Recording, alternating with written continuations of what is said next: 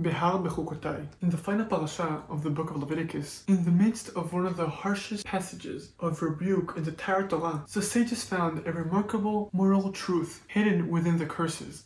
Moses describes a nation fleeing in terror from their enemies. Just a sound of wind blow leaf will put them to running, and they will run scared as if running from a sword. They will fall even when no one is chasing them. They will stumble over each other as they would before the sword. Even though no one is chasing them, you will have no power to stand before your enemies. At first glance, there appears to be nothing hopeful in this vision. It is a portrait of fear, of panic, and collapse. Yet the sages focus carefully on one passage. They will stumble over each other. The sages said, read it's not over each other, but stumble because one another. This teaches that all Israel is responsible for one another. From here is a derived principle. Kol Yisrael arevim. All Jews are responsible for one another. But this is an exceedingly strange passage.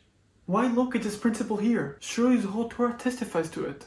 When Moses speaks about the reward of keeping the covenant, he speaks collectively. There will be rain in due season. There will be good harvest. The principle that Jews have collective responsibility and that their fate and destiny are interlinked could have been found in the Torah's blessings. Why search for it among its curses? The answer is, ordinary collective responsibility exists in every society. Citizens of any nation are bound together by shared conditions. When the economy prospers, most people benefit. When crime rises or society becomes unstable, everybody suffers. Human beings are social creatures, and our opportunities are shaped by the conditions in which we live in. All this applied to the Israelites, so long as they were a nation in a land. But what about when they suffered defeat and exile, and were scattered across the earth? They no longer had any covenantal alignments of a nation. They were not living in the same place, they did not share the language of everyday life. While Rashi's family were living in Christian northern Europe, speaking French, Maimonides was living in Muslim Egypt, speaking Arabic. Nor did Jews share a common fate. During the Crusades, Jews of northern Europe were suffering massacres and persecutions, while the Jews in Spain were living through a golden age. And later, when the Spanish Jews suffered persecution and expulsion, Jews in Poland experienced unusual periods of tolerance. In what sense, then, were they still responsible for one another? What constitutes them as a nation? Judaism introduced a unique idea, a form of collective responsibility that survives even in exile and dispersion. The Jewish people remained bound together by the covenant with God and by the shared responsibility for one another. This is why this principle appears specifically in the passage of the rebuke. Only there does the Torah describe a future in which the Jewish people are exiled and dispersed among the nations. The covenant had to prove itself specifically under those conditions. If the Jewish unity depended only on the land or political sovereignty, it would not have survived the exile. But the covenant created a bond deeper than geography. This becomes especially clear when you contrast the rebukes in Leviticus to the rebukes of Deuteronomy. The curses in Deuteronomy end in blackness and despair, but the curses in Leviticus conclude differently. But despite all that, when they are in enemy territory, I will not reject them, or despite them, to the point of totally destroying them, breaking my covenant with them. By doing so, because I am the Lord their God. Because for their sake, I remember the covenant with the first generation, the ones I brought out of Egypt's land in the sight of all nations, in order to be their God. I am the Lord. Even in the worst hours, according to Leviticus, the Jewish people will never be destroyed, nor will God reject us. The covenant will still be in force, and its terms still operative. This means the Jews will always be linked to one another by the same ties of mutual responsibility that they had in their land. For it was a covenant that formed them as a nation and bound them to one another, even as it bound them to God. Therefore, even when falling over one another in flight from their enemies, they will still be bound by mutual responsibility. They will still be a nation with a shared fate and destiny. This idea became one of Judaism's greatest contributions to political and moral thought. Covenant means a responsibility that belongs to everyone, not merely to rulers or governments. In covenant societies, people understand themselves as partners in shaping the moral future of the community. The Pilgrim Fathers, as they set sail to America, expressed this idea in the phrase, "we the people." Society is not simply divided to rules and subjects. Everyone carries responsibility. Yet Judaism's understanding of responsibility is not abstract. Judaism does not teach that every individual is responsible for every wrong in the world.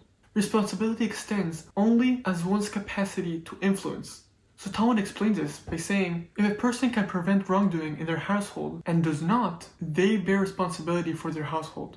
If they can influence a community and stay silent, they share the responsibility for the community. This is how Rabbi Avraham, the son of Maimonides, interprets in his father's names the phrase, a kingdom of priests. The priest of any congregation is its leader. Leadership in Judaism is not limited to kings, politicians, or famous individuals. Leadership means accepting responsibility. If we're all responsible for one another, then we're called to be leaders, each within our sphere of influence, within the family, the community, the school, the workplace, or society at large. Responsibility is practical and personal. It begins whenever we try to make a difference. In the late summer of 1999, Rabbi Lord Jonathan Sachs was in Pristina making a BBC documentary about the aftermath of the Kosovo campaign.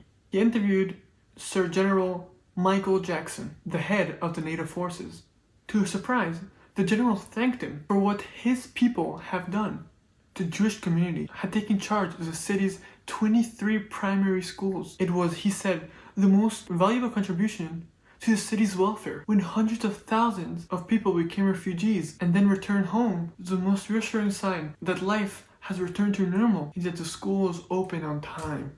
Later that day, Rabbi Sachs asked the leader of the local Jewish community how many Jews lived in Pristina. The answer was an astounding 11. How can 11 Jews rebuild an educational system? The answer was collective responsibility. Early in the conflict, Israeli medical teams were working with refugees, and they noticed that aid agencies mainly focused on the adults, while the children remained traumatized and unsupported. The Israelis contacted the youth movements back home. Volunteers from across Israel, seculars and religious alike, immediately organized teams to help. These young volunteers created summer camps, sport activities, music programs, and educational support for the Muslim Albanian refugee children. Their efforts won high praise from UNICEF and the United Nations Children's Organization. This story reveals the tremendous power of covenantal responsibility. A tiny community achieved something far beyond its size because it understood itself as part of a global people bound together by obligation and purpose. Another wonderful example is the Agahuzo Shalom Youth Village in Rwanda. In 2004, on the 10th anniversary of the Rwandan genocide, Anne Hyman, a Jewish woman in New York, watched a documentary about orphaned children left behind after the massacre. Her immediate reaction was, "I'm Jewish, we have to do something." She contacted educators and psychologists and Jewish organizations around the world. Together, they built a youth village in Rwanda for hundreds of orphaned children, helping them rebuild their lives through education, emotional healing, and leadership training. Again, this stands out not only because of the humanitarian achievement, but the distinctly Jewish impulse behind it. The belief that suffering creates responsibility. When the Jewish people join hands in collective responsibility, they become a formidable force for good. Again and again throughout history, a small Jewish community had outsized impact because they understood themselves as part of something larger than themselves. We're small, but we're never little. Each of us makes a difference. The prophet Zechariah captures this powerfully. Not by might, not by power, but by my spirit, says the Lord Almighty. The Jewish question is not, what can the world give me? It is, what can I give the world? Judaism is God's call to responsibility on each and every one of us to heal the fractured world. Shabbat Shalom.